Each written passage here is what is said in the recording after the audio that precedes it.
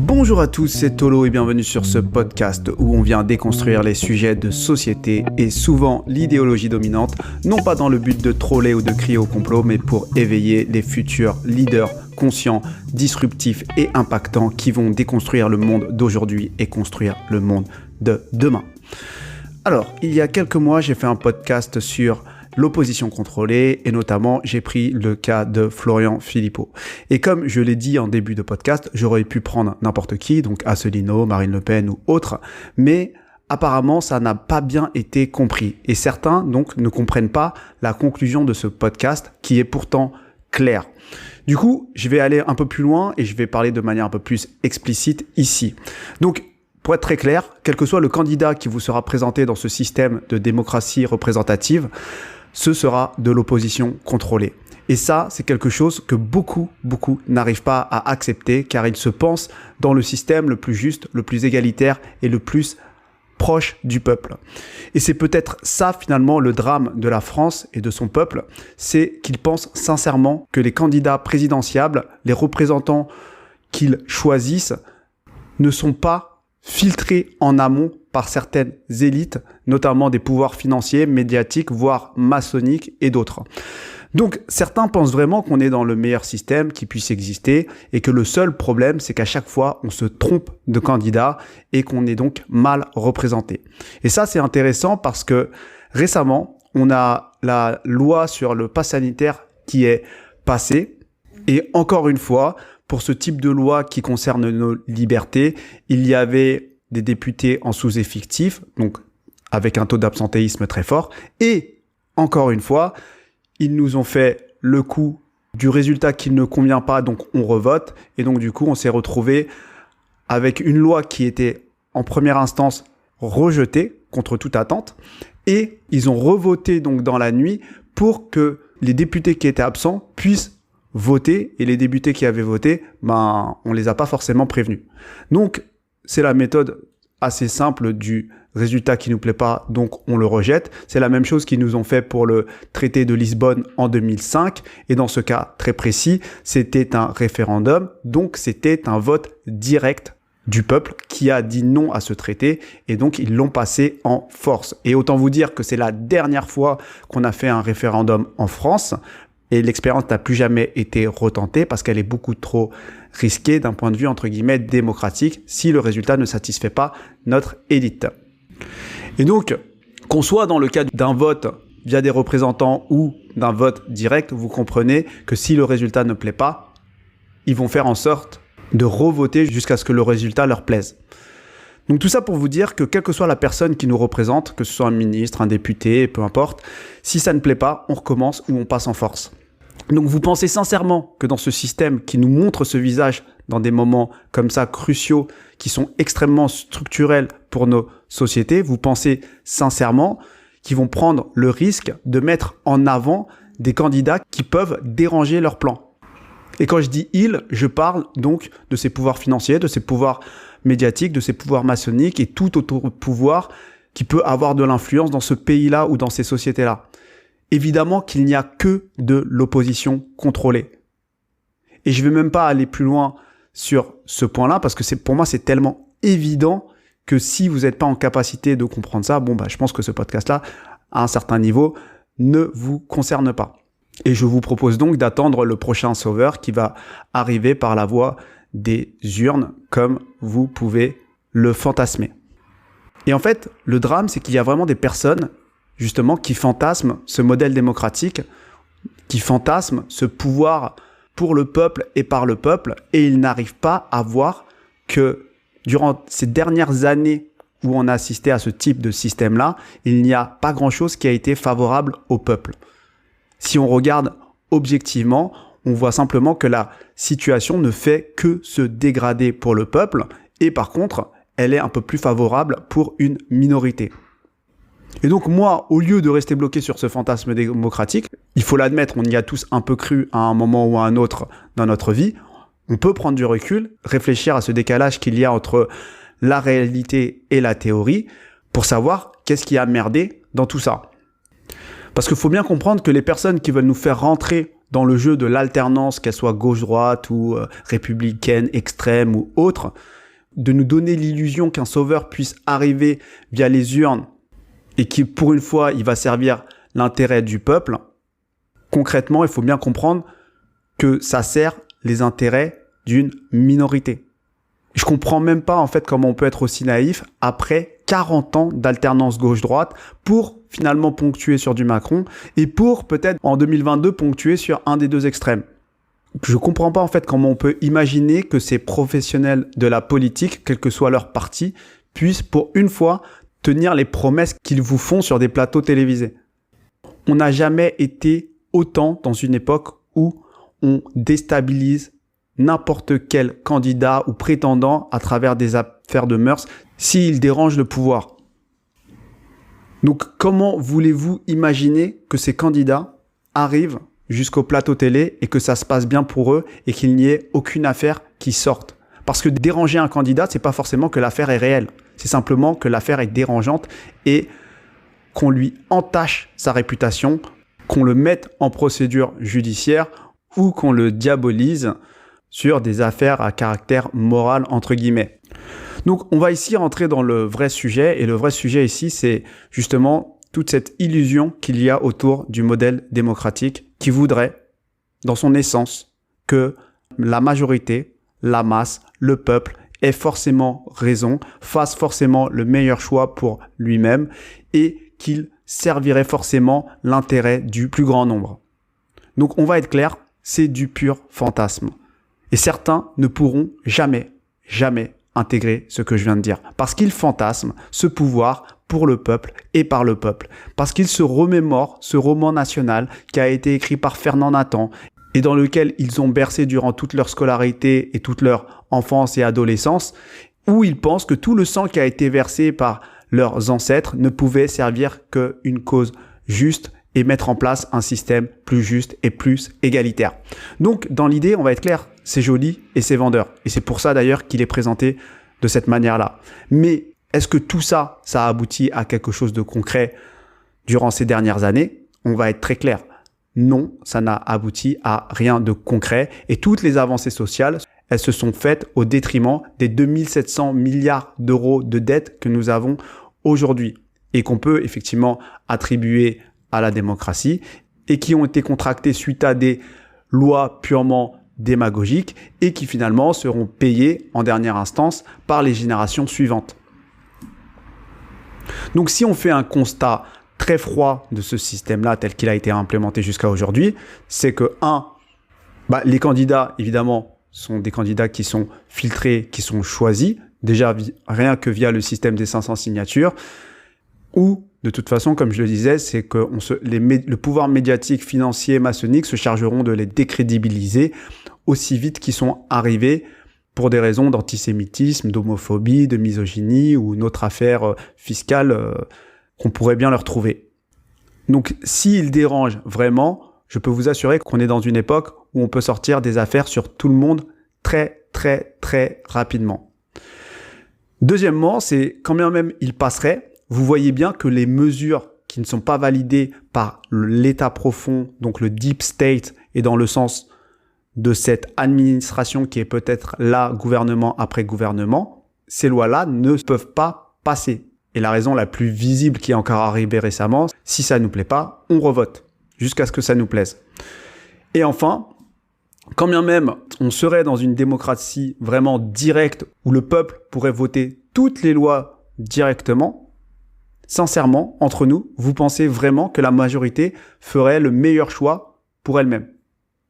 Et ça, je pense que c'est la croyance la plus vicieuse qu'on a mis dans la tête du peuple français et des gens en général, c'est que le vote était évidemment un droit, mais qu'il n'impliquait aucun devoir, aucune compétence, aucune qualité morale.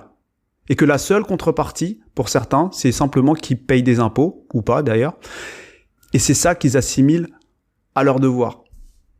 Mais en fait, participer à la vie citoyenne d'un groupe, bien sûr que c'est des droits, et donc un vote, peut-être, ok, mais c'est surtout, et c'est ça qu'on ne comprend pas en 2021, c'est surtout des devoirs, quelle que soit la taille du groupe, et encore plus quand le groupe a la taille de la France, donc une taille de 65 millions de personnes. Donc vous pensez vraiment que participer à la vie citoyenne de 65 millions de personnes se résume à voter une fois tous les 5 ans ou tous les ans ou même tous les mois. Et que le reste du temps, finalement, on va le passer devant Hanouna à regarder des matchs de foot, à bouffer McDo et peut-être éventuellement regarder des débats politiques.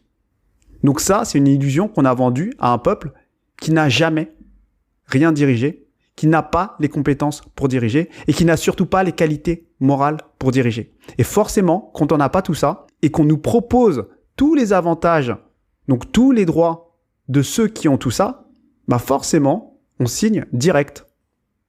Donc, est-ce que vous vous rendez compte du niveau de la masse, du niveau de la majorité des Français?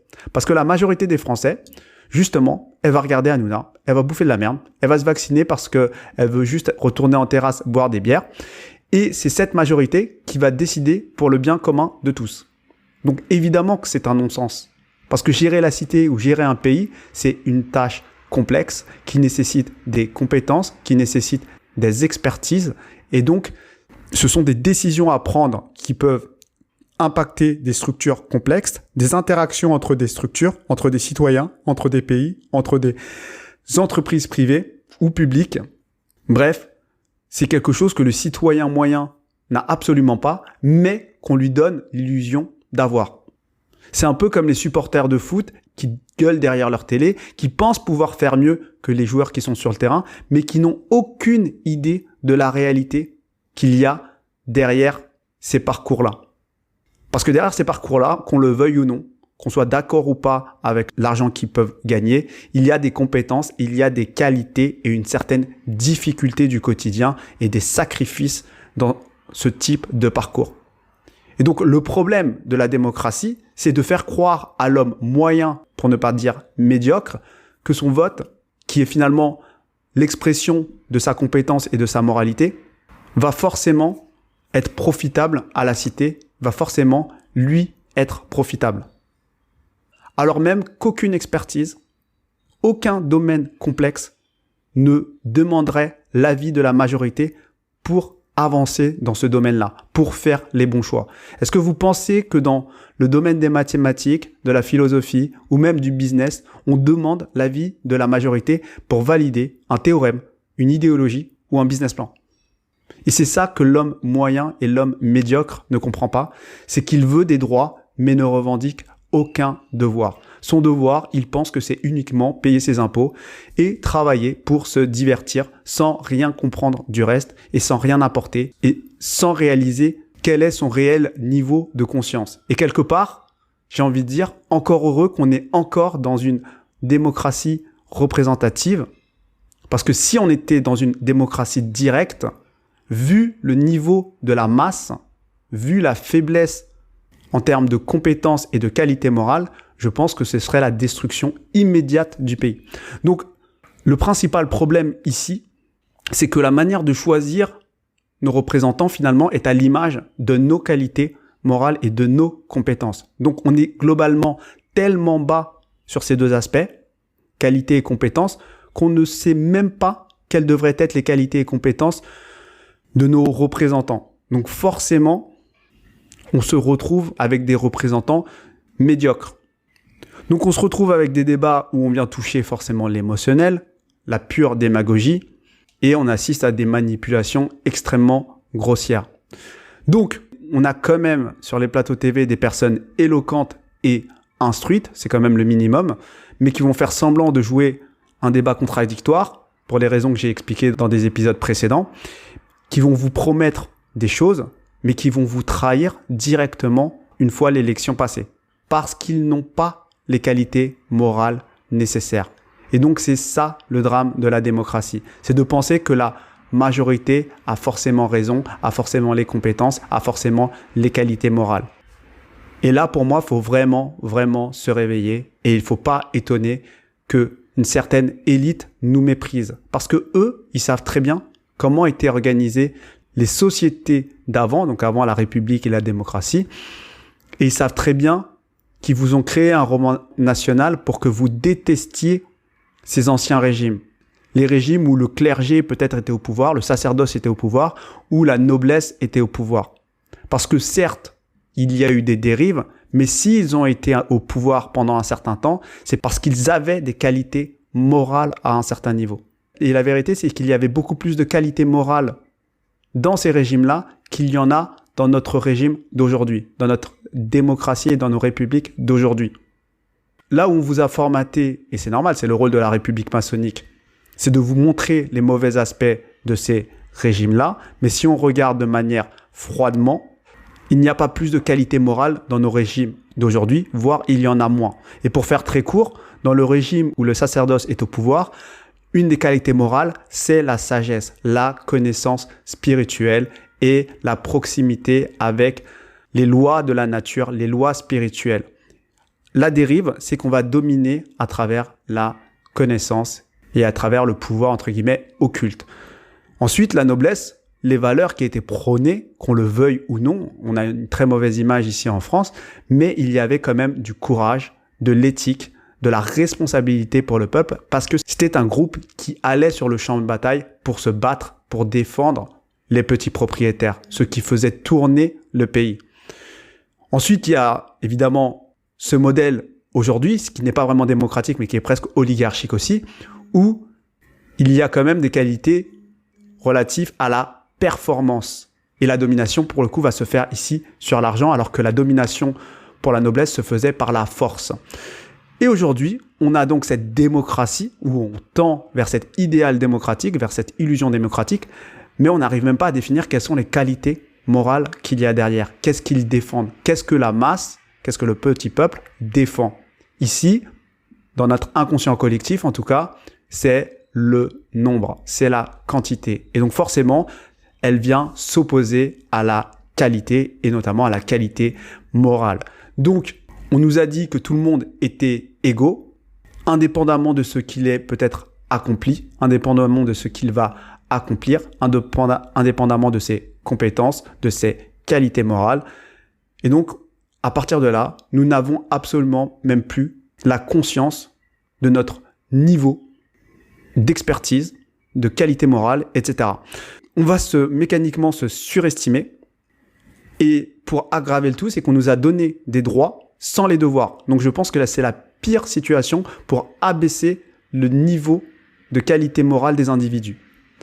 Donc aujourd'hui, nos élites, on va être clair, elles nous méprisent pour ces raisons-là, parce qu'on s'accroche à ce fantasme de système où la masse incompétente et sans qualité morale pense pouvoir prendre les meilleures décisions pour elle-même, alors qu'on évolue dans une réalité encore plus complexe qu'avant, parce que la taille du pays est beaucoup plus importante et surtout qu'on est dans un contexte de mondialisation. Donc ici, je ne vais pas aller forcément plus loin. C'est un sujet que je vais traiter beaucoup plus en détail dans mon niveau 6, donc la voie du disciple, où j'aborderai la contrepartie un peu plus ésotérique, qui n'est pas du tout le cadre ici.